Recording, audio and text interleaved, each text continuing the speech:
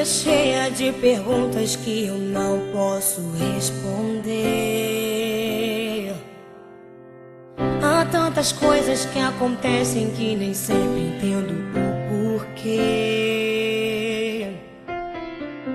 Sentimentos de temores sobre mim, aflições que mais parecem não ter fim, surpresas de um caminho que ainda não trilhei.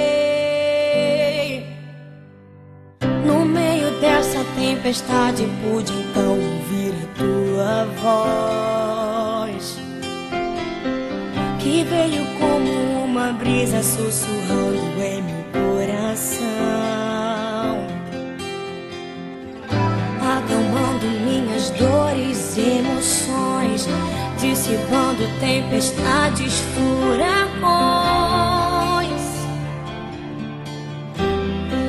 Escolhi descansar em ti. De uma coisa eu sei, decidi confiar, o invisível por certo se revelará. Então verei o que Deus preparou para mim. Nem olhos viram, ouvidos ouviram, nem homem nenhum conseguiu decifrar o que Deus faz na vida de um justo que em oração clama ao Pai.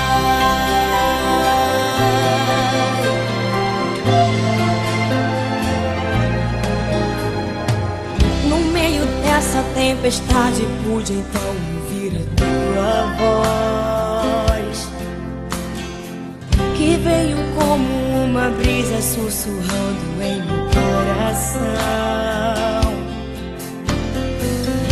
acalmando minhas dores e emoções, dissipando tempestades, furacões. Escolhi descansar em ti.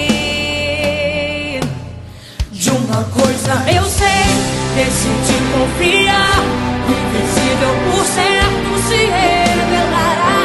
Então verei o que Deus preparou para mim.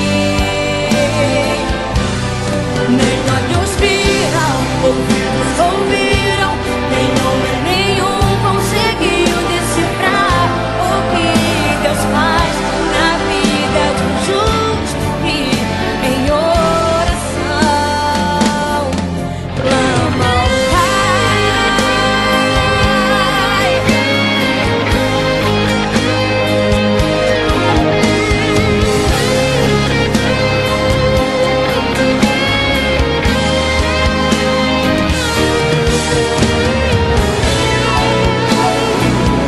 De uma coisa eu sei, decidi confiar, o invisível por certo se revelará.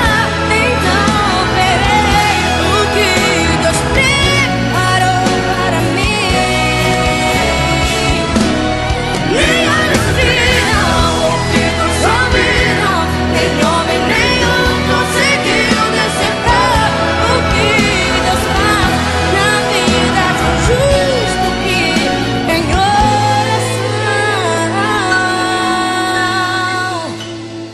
clama ao Pai.